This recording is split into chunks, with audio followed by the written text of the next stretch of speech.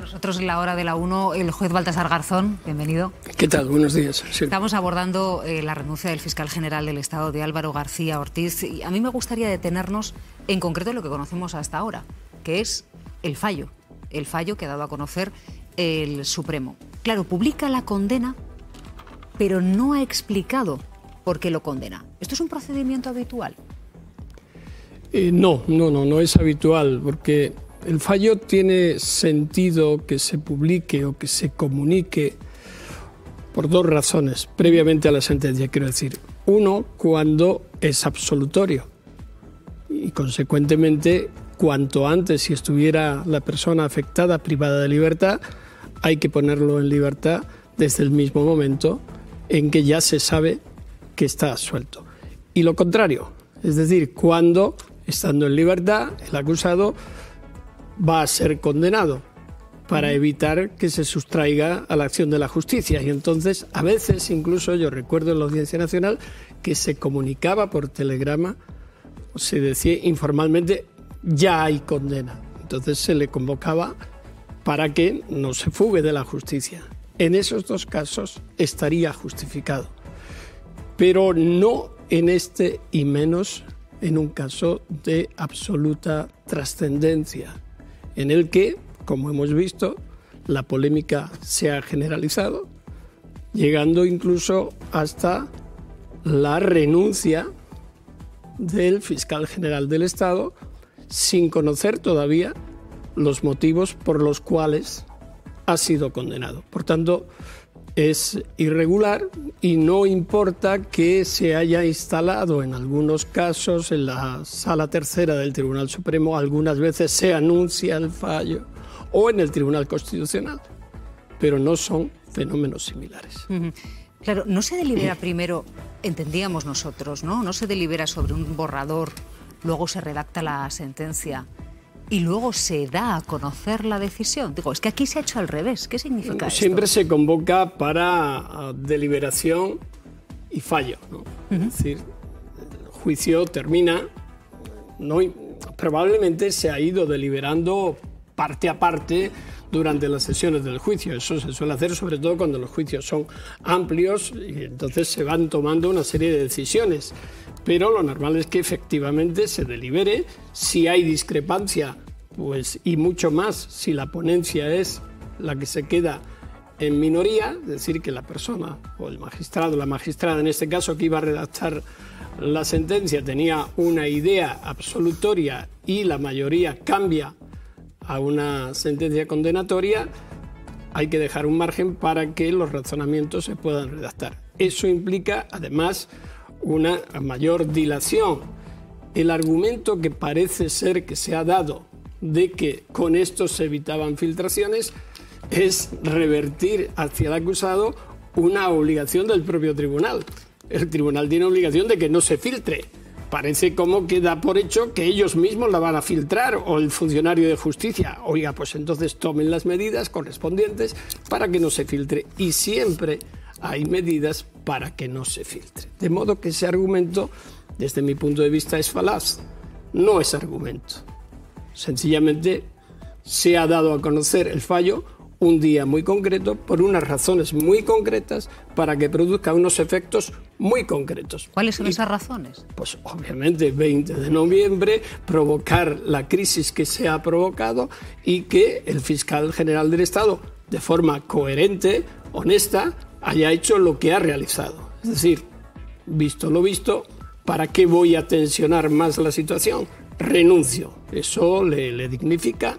Y sobre todo porque, insisto, no sabe las razones o argumentos. Algo que es fundamental en un Estado de Derecho. Es decir, te condenan, que menos que sepas por qué te han condenado. No en diferido, que es donde estamos ahora mismo. Este fiscal general, Álvaro García Ortiz, se ha marchado a su casa, aunque siga en funciones, sin saber todavía cuáles son los argumentos de esa condena. Es muy grave desde mi punto de vista y da igual que sea el Tribunal Supremo. El Tribunal Supremo debería de tener, en este caso y en otros también, mucho más cuidado que cualquier otro tribunal. Si hubiese sido un tribunal de instancia, una audiencia provincial, no sé yo si no se estarían pidiendo responsabilidades por esa decisión al nivel orgánico correspondiente, pero es el Tribunal Supremo y parece que es el Santa Santorum y debe ser así, pero también se tiene que ganar ese título y no hacer lo que ha hecho, que desde mi punto de vista es cuando menos incorrecto. Hablemos un poquitito del juicio, magistrado. ¿Hasta qué punto es razonable utilizar como indicio en un proceso penal como este el borrado de los datos de un teléfono móvil? Bueno, es que no lo sabemos lo que va a utilizar el Tribunal Supremo. Es decir, tendremos que esperar ahora a ver qué razonamiento ha dado, si ha habido una mutación del objeto. Por ejemplo, parece ser que por lo que se deduce de la nota del tribunal de la publicación del fallo, se habla de revelación de datos reservados. Eso parece que excluiría la revelación del correo de 2 de febrero de 2024, que es sobre el que se centró prácticamente todo el juicio. Y no es porque, y nos lleva a la nota informativa de la Fiscalía General del Estado, pero no es porque se haya querido hacer así, es que la sala de admisiones, cuyos 5 miembros han formado parte del tribunal sentenciador, lo que desde mi punto de vista no es correcto, están contaminados, porque además la decisión no es delictiva. Aparentemente la nota informativa sí puede serlo el correo. Es decir, lo contrario que había hecho el juez instructor del Tribunal Superior de Justicia de Madrid, que elevó la exposición razonada respecto de la nota. Al mutarse ese objeto, todo el proceso de instrucción en el Tribunal Supremo y todo el juicio se desarrolló sobre el correo. Las declaraciones de los periodistas, todo. Hasta la penúltima sesión, termino, hasta la penúltima sesión en que el decano del Colegio de Abogados de Madrid centró toda su intervención en la nota. Ahí es cuando algunos, entre otros yo, dijimos, ¿qué pasa aquí? Esto es raro, ¿no? Y después en los informes, algunas acusaciones también. Con lo cual ya dijimos, aquí hay una mutación. ¿Por qué? Porque no había prueba que sostuviera de ninguna de las maneras la acusación de la filtración del correo, imputándosela al fiscal general de Estado. Lo que ocurre aquí, claro, nosotros también pensábamos, siguiendo el juicio, que la nota de prensa había quedado excluida porque el propio Supremo había dicho que aparentemente allí no había ningún tipo de indicio de delito, de tal manera que entendimos que el juicio versaba sobre el correo electrónico. Por eso Pero es decía. que, claro, si es que la nota de prensa es lo que se está juzgando, ¿qué sentido tiene el registro al despacho del fiscal general del Estado, donde se volcaron todos sus datos? No sé hasta qué punto sin documento mediante. Ningún sentido. Claro, es que ¿para qué se registra? Se registraba buscando el correo. Antes dejé sin contestar el inicio de la pregunta. ¿Hasta qué punto tiene base el borrado de unos datos? No es ningún indicio, a no ser que se hubiese demostrado que ese borrado obedecía específicamente, con un dolo específico, para evitar esa investigación. Lo cual no ha sucedido en ningún caso. Y se ha hecho el seguimiento urbi et orbi, cursando comisiones rogatorias a Estados Unidos, haciendo un registro brutal que al final no va a valer para nada. Insisto, todo esto son aproximaciones, elucubraciones sobre lo que puede ocurrir.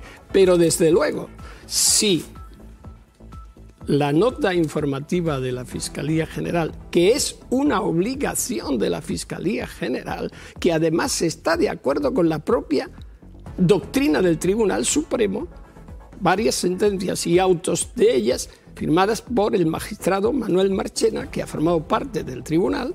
Vamos a ver cómo explican también ese cambio de postura, donde se ha dicho que la publicación de notas informativas, cuando el hecho al que se refieren está ya en la opinión pública, no constituye revelación de datos reservados. Consecuencia, ¿qué sentido tuvo ese brutal registro sin medida? Y sobre todo con algo que para mí, como juez que he sido de instrucción y he asistido a múltiples registros, ¿Cómo no estuvo presente el instructor, el juez instructor en ese registro, ni más ni menos que de la Fiscalía General del Estado? Porque allí hubiese ido concretando lo que investigaba. En su cabeza es donde estaba la investigación. Pues esto sí, esto no, el expurgo sería. Eso es lo que hemos hecho los jueces. Siempre, si no lo hizo, o es porque no lo sabía, o porque dejó en manos de la UCO, en este caso, toda la intervención como se produjo. 8 días después la redujo a 1 semana y hemos visto la deriva que ha habido en el juicio al respecto. Insisto, esto no es una posición favorable ni al fiscal ni a nadie. Es un análisis objetivo desde el punto de vista profesional, porque hay una responsabilidad. Si ya no es el objeto lo que iba a salir de esos aparatos informáticos, sino la nota, alguien tiene que explicarlo muy bien. Claro, es que aquí primera duda. Si lo que se estaba juzgando era la nota, ¿por qué se buscó un correo electrónico para el que se hizo un registro total con todo el volcado de datos del fiscal general del Estado? ¿No? Primero, porque no había nada y entonces iba a lo que saliera.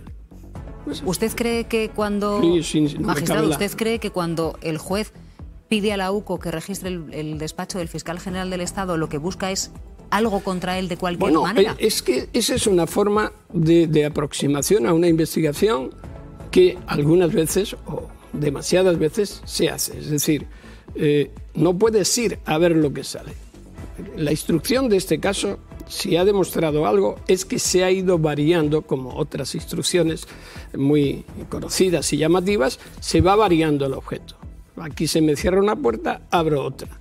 Y si se me cierra, entreabro la siguiente. Y si la siguiente no está bien, abro una ventana.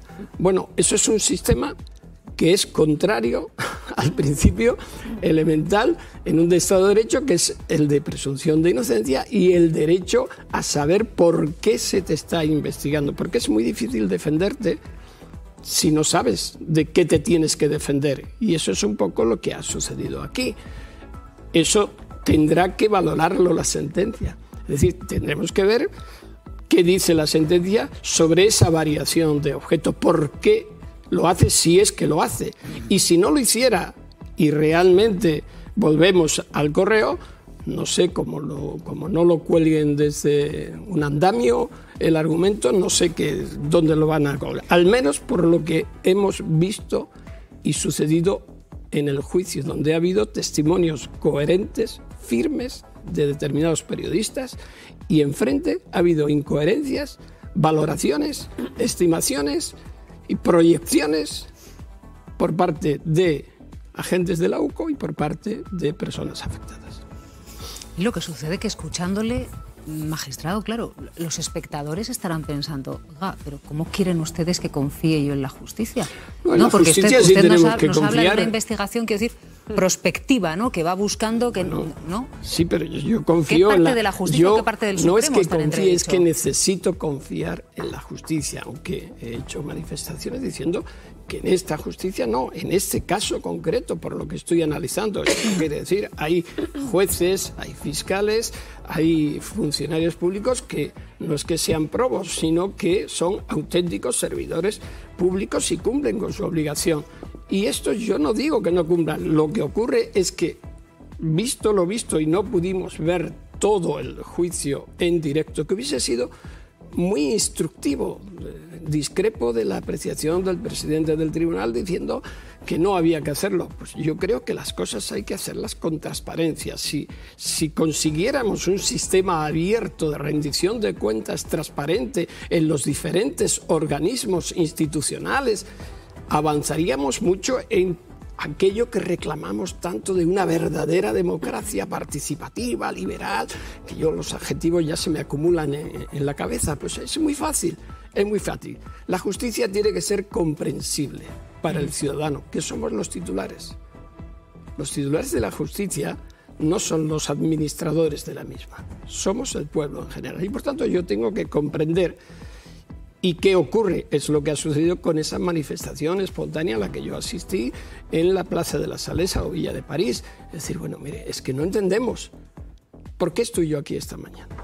Estoy, pues quizás porque me he pronunciado públicamente y porque hay un interés de que no se entiende por qué ha sucedido esto. Y cuando tienes que explicar tantas veces el por qué la justicia, es que algo no funciona bien. Y me da igual que sean de una opción progresista, no progresista, conservadora, de derecha, de izquierda, no es el tema. Realmente no ese es el tema. Es decir, es comprensible, que sea comprensible, porque yo aceptaré como ciudadano demócrata que haya una condena si realmente hay una coherencia en esos argumentos y unos elementos probatorios que venzan el principio y el derecho de presunción de inocencia. Claro, magistrados, yo pienso que fíjese que los espectadores, sea cual sea su opción ideológica o de voto, lo que quieren es entender qué sucede, ¿no? Oye, si es habitual que el fallo sea antes que la sentencia, pues ya hemos visto que no. El razonamiento, oiga, que les hemos estado explicando durante muchísimo tiempo que se juzgaba el correo electrónico y ahora no sabemos si lo que se juzga es una nota de prensa que aparentemente, según el Supremo, no tenía rastro indiciario de delito. Bueno, en fin. Pues todo esto vamos a saber si en los próximos días se nos aclara un poquitito. Sí. ¿Se queda un poco con nosotros, magistrado? Supongo que lo sabremos, sí. Supongo que lo sabremos, como también hemos conocido hoy, pues la designación o la propuesta de designación de Teresa Peramato, que es una fiscal que va en la línea, una fiscal moderna de los fiscales generales como Dolores Delgado, como Álvaro García Ortiz, que han demostrado, y ella va a demostrar también, por dónde tiene que ir esa interpretación progresiva del derecho, que realmente es lo que necesitamos en los tiempos que corren. No tanta tensión política en el sentido de denostar, porque sí, a quien sea propuesto para un puesto antes de que incluso empiece a ejercerlo. Sí, bueno, yo me gustaría destacar que primero que es anómalo también que tengamos que estar discutiendo no sabemos cuántos días sobre una sentencia que no conocemos. Total. Es que es completamente absurdo y contradictorio con la apariencia de imparcialidad y la justicia comprensible que creo que el sistema democrático se merece. Pero hay dos posibilidades. En principio, o se condena por el correo, que es lo que hemos visto a lo largo del proceso, y entonces, como ya ha apuntado Baltasar Garzón, tendrán que explicar muchas cosas, no solo los testimonios que son importantes de los periodistas que han atestiguado que tenían ese correo mucho antes que el fiscal general, sino también quiero recordar de algunos fiscales que también apuntaron que ese correo llegó a un buzón colectivo y se llegó a decir que lo conocieron en cuestión de horas o días más de 500 personas.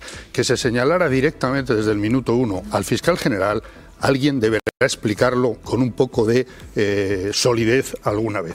Y la otra posibilidad, si es la nota informativa, yo pregunto, quienes además están muy a favor de que se condene por la nota informativa que desmentía un bulo, ¿qué concepto tienen exactamente de la transparencia en la justicia? ¿Cuál es la función que tiene que tener un fiscal general si se da por hecho que no se puede hacer una nota informativa objetiva con datos, con argumentos que digan, oiga, es que esto es absolutamente falso? ¿Qué pretenden? Y se ha dicho, no es que lo pretendan, es que lo dicen todos los días. No, podría haber hecho otra cosa, que es vía fuentes de ir informando a determinados periodistas, oiga, es que esto no es verdad, es que este es el concepto de transparencia que exigimos constantemente a las administraciones públicas y a los servicios públicos. Pues yo creo que, en fin, que en cualquiera de las dos posibilidades, yo veo muy difícil que muchos no interpretemos como sentencias políticas las que no deberían en ningún caso ni acercarse a eso, ¿no? Yo me quedo, como creo que el juez Garzón ha sido muy didáctico en la explicación de lo que hemos vivido, yo me quedo con esa explicación y vamos a ver qué es lo que dice, habrá que leer ahora qué es lo que dice la sentencia y cómo justifican este cambio de opinión, porque yo te lo dije la semana pasada cuando me llamasteis para hablar de este asunto, yo ya me dio la sensación, digo, aquí no se está hablando del correo, aquí se está hablando de la nota de prensa, tiene toda la pinta por lo que había salido en ese anuncio de la condena. Yo me quiero quedar con otra cosa. A mí me gustaría de verdad, y haciendo un poco, resaltando las palabras del juez, a mí me gustaría de verdad que esto dejara de ser un motivo de crispación y de enfrentamiento político y con el nombramiento y con la elección de Teresa Peramato diéramos un paso en favor de un sosiego, porque creo que esto es muy malo para nuestra justicia, es muy malo para nuestro Estado de Derecho que sigamos en este permanente enfrentamiento de nuestra clase política por cuestiones... Si me permites, con un matiz muy breve, Federico, lo que a mi juicio no debería ser es que para acabar con un ambiente de crispación intencionado, el sacrificio sea que alguien, que no hay motivo para denostarlo, se le denoste y se le sacrifique toda su carrera. No, claro, pero es que... en beneficio de un supuesto héroe que es un defraudador fiscal confeso. Esta es la cuestión. Claro, se acaba la crispación cuando alguien es sacrificado. Pero no si el problema, fíjense, no es que se acabe la crispación porque ha sido sacrificado el fiscal general del Estado. Es las dudas que está despertando la actuación del Tribunal Supremo, porque ha dado a conocer el fallo antes de la sentencia, porque no sabemos qué es lo que estaba juzgando ahora, si el correo electrónico o la nota de prensa, porque se estaba juzgando la nota de prensa, porque hizo un registro en la oficina del fiscal general del Estado en el que se llevó todos los datos de sus dispositivos electrónicos. El problema no se acaba porque se haya ido el fiscal general del Estado. El problema llega en cuanto conozcamos la sentencia que lo condena. Sí, Irene Montero. Yo espero que en la sentencia, todavía en esa sentencia, se dedique un párrafo bastante amplio a la acción de Miguel Ángel Rodríguez. Si alguna esperanza me queda, y esto es estrictamente personal, ¿no?, en este Tribunal Supremo, en estos magistrados, 5 magistrados que ya han condenado al fiscal, es que resalten la acción presuntamente delictiva del señor Miguel Ángel Rodríguez, a la que respondió la nota informativa de la Fiscalía General del Estado. Cuando se comete un presunto delito, una nota de aclaración nunca puede ser, desde mi punto de vista, delictiva, porque no había otra alternativa que esa, como no sea la de la filtración, con lo cual sería la pescadilla que se muerde la cola. Luego abordaremos por qué esa filtración de un bulo intencionado era una auténtica trampa, como les hemos explicado aquí en numerosas ocasiones, para el fiscal general del Estado, porque responder a ella suponía esta situación, ser juzgado, y no responder al bulo y dejar que la sociedad digiriese ese bulo suponía envenenarla. Irene Montero, eurodiputada de Podemos, muy buenos días. ¿Qué tal? Muy buenos días, Silvia. Estábamos analizando, señora Montero, si es normal que un tribunal decida primero y explique después. ¿A usted qué le parece? Bueno, es golpismo judicial.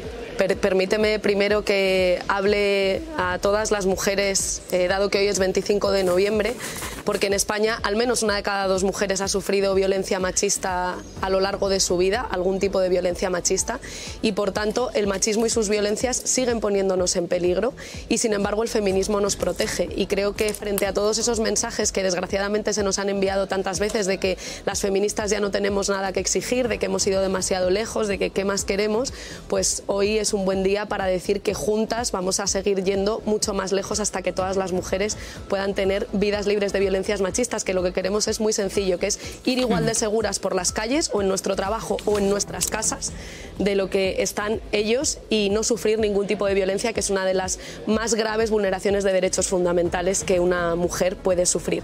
Y efectivamente, respecto a lo que estabais hablando del Tribunal Supremo, creo que estamos ante una situación de golpismo judicial que es muy grave. Escuchaba a un tertuliano decir que tiene que acabar la polarización y la crispación. Es que este es un discurso tan negacionista del golpismo judicial que está poniendo en riesgo nuestra democracia, que me parece escandaloso, de verdad. Aquí no hay 2 bandos gritándose o hablando muy alto entre ellos y crispándose y polarizando. Aquí hay una derecha judicial y mediática golpista que cree que España es su cortijo y que en España tiene que pasar lo que digan ellos, no lo que dice la gente o lo que manda la democracia. Entonces, cuando ellos llegan a tal nivel que para proteger a una de las suyas, como es Ayuso, y para decirle a todo el mundo tened tenednos miedo que aquí mandamos nosotros, llegan a cargarse a un fiscal general del Estado en una práctica de golpismo judicial incompatible con la democracia, la respuesta no puede ser bajemos la polarización. Si los que polarizan son ellos, los que ponen en riesgo la democracia son ellos, y lo que le toca a cualquier demócrata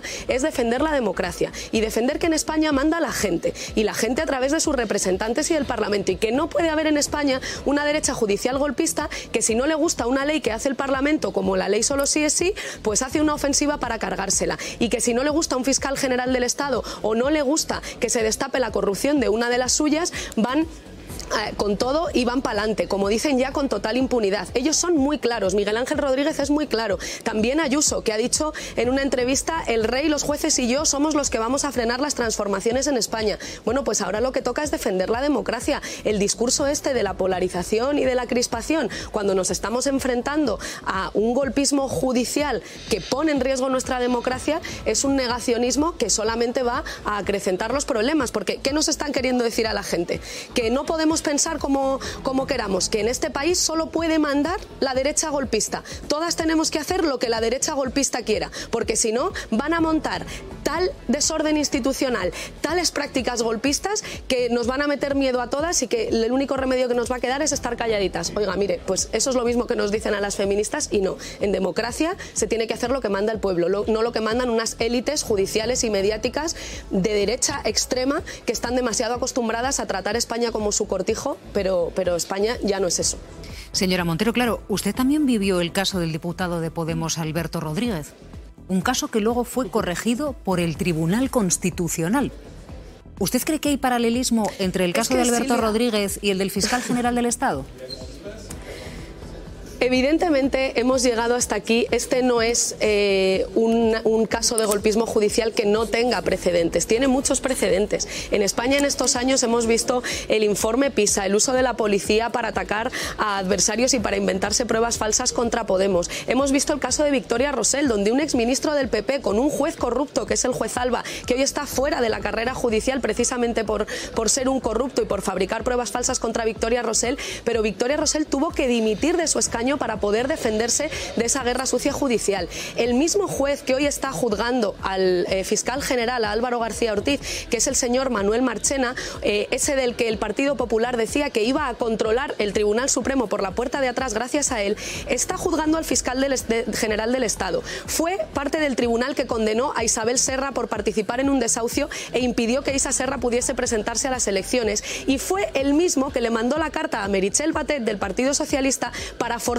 que a Alberto Rodríguez se le retirase un escaño, que era un escaño de Podemos. La cuestión era que le quitaba un escaño a Podemos porque manda él y no la gente, y que después el Constitucional anuló esa sentencia y por tanto dijo que esa retirada de escaño no había sido permitida. Es que si tú ves la composición del tribunal, como te decía, no solo Manuel Marchena, es que los mismos, el ponente que ha sido ponente de esta sentencia, Arrieta, fue el mismo que ha sido ponente también en la inhabilitación del juez Garzón. Estamos hablando del Moral, un señor del Opus Dei. Estamos hablando de la Mela, que juzgó como terrorismo el caso de Alsasu, cuando luego la sentencia dejó claro que no era terrorismo. Es decir, estamos hablando de una élite judicial que está acostumbrada a que mandan ellos, gobierne quien gobierne, y a que tienen un poder que no les corresponde democráticamente, y que han confundido y han subvertido el mandato popular. En un Estado de Derecho, todos los poderes del Estado, el legislativo, el ejecutivo y el judicial, se deben al pueblo. Su voluntad, su legitimidad emana de la soberanía popular, y ellos se han creído que es al revés, que el pueblo tiene que hacer lo que ellos mandan. Entonces es una dinámica elitista completamente antidemocrática, insisto, de golpismo judicial, que tenemos que frenar para defender nuestra democracia. Y esa es la pregunta que tenemos ahora encima de la mesa. ¿Qué va a hacer el Partido Socialista, que estos años ha estado más preocupado de acabar con la izquierda que de hacer frente a este golpismo? ¿Vamos a enfrentarles o vamos a seguir pactando con ellos, como ha hecho el PSOE, pactando el Consejo General del Poder Judicial con la derecha, entregándoles todo el poder, esperando que amablemente alguna vez abandonen los fusiles? Yo creo que tenemos que democratizar la justicia, democratizar los medios de comunicación y hacer de una vez que la democracia mande en nuestro país, y no una élite que lleva demasiado tiempo creyéndose que en España todos y todas tenemos que hacer lo que ellos digan, y que no entienden cómo funciona una democracia, que creen que España es su cortijo cuando es un Estado de Derecho. Un par de preguntas más, señora Montero. Le pido concisión.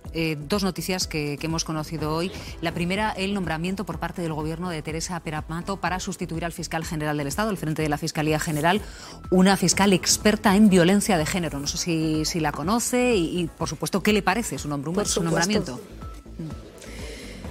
Bueno, le deseo mucha suerte a Teresa Peramato. Es una mujer a la que respeto mucho, una fiscal especializada y una fiscal feminista, y lo que deseo es que esto no sea un acantilado de cristal y que a Teresa Peramato le hayan propuesto para dejarle hacer justicia feminista, que es lo que necesita este país para acabar con la justicia patriarcal que denuncia Naciones Unidas y que sigue desprotegiendo a muchas mujeres, y también que le dejen enfrentarse con todas las consecuencias a esta derecha judicial golpista que se la va a querer llevar por delante. Un acantilado de cristal es ese momento en el que, en el momento de mayor crisis, en una crisis sin precedentes, se pone a una feminista al frente, por cierto, después de que el gobierno haya guardado el feminismo en un cajón porque molestaba mucho al presidente, con altísimas posibilidades de fracaso. Yo espero de corazón y le deseo mucha suerte a Teresa para que le dejen hacer justicia feminista y para que le dejen enfrentarse a esta derecha judicial golpista que se la va a querer llevar por delante, como se ha llevado al anterior fiscal general del Estado,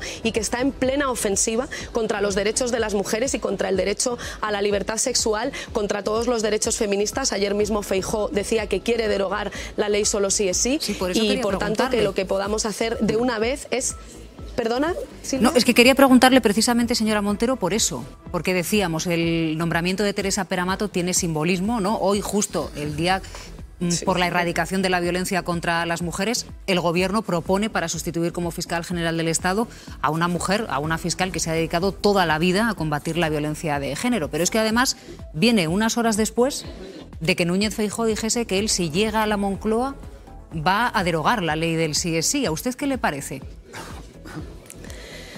Bueno, pues un perfecto ejemplo de que Feijóo quiere lo mismo respecto a las víctimas de violencias sexuales que con las mujeres en Andalucía con los cribados del cáncer de mama, que es ponernos en serio peligro. Es decir, derogar la ley solo sí es negar el consentimiento, es volver a la lógica de la violencia o la intimidación, es ir en contra de toda la legalidad internacional que España tiene la obligación de cumplir, desde el Convenio de Estambul hasta la Directiva Europea de Lucha contra las Violencias Machistas, es ir en contra del propio Pacto de Estado contra la violencia de género. Es plantear que las mujeres tenemos que volver a la vergüenza y el silencio, y que sobre todo tenemos que volver a la impunidad de los agresores. Esto en un momento en el que cada vez más tribunales en España están reconociendo que, a pesar de la ofensiva judicial golpista contra la ley solo sí es sí, la ley solo sí es más fuerte contra los agresores que el Código Penal anterior. Tiene un mayor reproche contra los agresores y por tanto es más efectiva, incluso en el ámbito penal, para luchar. Pero es que lo que tiene que pasar con la ley solo sí es sí, Silvia, es que se aplique. Amnistía publicó ayer, Amnistía Internacional, un informe demoledor en el que dice que las instituciones no están cumpliendo la ley, están fuera de la ley y todavía no garantizan el derecho de las víctimas a una asistencia especializada. En Andalucía, del señor Feijóo, del PP, están atendiendo a las mujeres víctimas de violencias sexuales en barracones, y por tanto lo que tiene que pasar con la ley solo sí es que se aplique, no que se derogue. Señora Montero, gracias por habernos acompañado esta mañana aquí en La Hora. Muchas gracias, Silvia, a vosotras. Hasta luego. Y feliz y combativo, sobre todo, Día Internacional contra las Violencias Machistas. Claro que sí. Feliz 25 de noviembre. Lo vamos a celebrar con una sonrisa, aunque desde luego nos queda muchísimo por hacer. Gracias, señora Montero. Gracias. Hasta luego. Por alusiones, señor Garzón, porque, claro, mencionaba la señora Montero... Eso ha sido a mí, ¿eh? No sé, aquí hay muchos aludidos, tranquilidad, pero vamos por partes. A ver, señor Garzón, que decía la señora Montero que usted formaba parte de esas personas que habían sido víctimas de una élite judicial que está maniobrando políticamente. ¿Usted cree que es lo que le pasó precisamente en su caso? En mi caso, por no hablar yo de mi caso en primera persona, lo dice el Comité de Derechos Humanos de Naciones Unidas, que por unanimidad de sus 18 miembros dijo que el proceso y la sentencia contra mí había sido arbitraria, parcial, sin derecho a la doble instancia y sin previsibilidad penal de la conducta imputada. Es decir, más claro, se suele decir el agua, ¿no? Pero el agua sí está limpia, ¿no? No turbia. Esto ¿Usted qué sensación sin tiene? entrar, yo con Andrés Martínez Arrieta tengo el mayor de los respetos como profesional, aunque formara parte de mi tribunal, y de las posturas más o menos discrepantes que hubo en esa deliberación, que como todas las deliberaciones son secretas y no podemos llegar a los entresijos de las mismas, pero insisto, eso es lo que decidió el comité. Y algo que sí enlaza aquel caso con este y con otros muchos.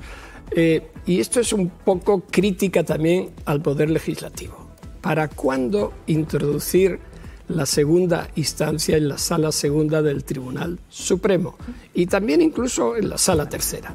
Es decir, no es que tengan 7 magistrados, no es que tengan 5, es que tiene que haber un tribunal que en apelación pueda valorar los hechos, las pruebas y que haya una segunda instancia, como ocurre en todos los demás ámbitos jurisdiccionales. Se ha ido eliminando la única instancia y resulta que le han dejado exclusivamente lo que era una garantía respecto de los aforados, ahora se ha convertido en una espada de Damocles que mejor no vayas al Supremo, ya se suele decir, pero claro, si no vas al Supremo tienes que renunciar a tu puesto e irte a la audiencia provincial correspondiente porque, ahí por lo menos tienes la apelación y luego en su caso la casación. Pero además es que el Tribunal Supremo español necesita las estructuras del Tribunal Supremo vienen de la dictadura y siguen estando ahí y se necesita agilizar.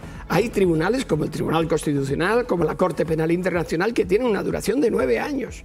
Hay también tribunales supremos que son vitalicios, pero son 5, 6, 7, 9 componentes, no 80 y tantos. Es decir, hay que abordar. ¿Por qué no se aborda? Porque la fuerza de determinada posición dentro del Tribunal Supremo y demás no quiere que se aborde. Fíjese un dato. En Argentina, los jueces componentes de las altas cortes no pagan impuestos porque dicen que eso condiciona su imparcialidad. Y cuando fue a la Corte Suprema dijeron, no, seguimos sin pagar impuestos porque afectaría que nos pague el Estado a nuestra imparcialidad. Hombre, por favor, ¿no? Es decir, hay que ser un poquito más coherentes y creo que esas correcciones de la doble instancia de un tiempo determinado en el ejercicio daría una modernidad al Tribunal Supremo y no ese anquilosamiento que hay veces que entrando con 45 o 50 años estás 30 marcando la línea del país y normalmente vista la composición ideológica de la justicia española, evidentemente tenemos una posición de 10-2 que siempre va a ir en línea conservadora.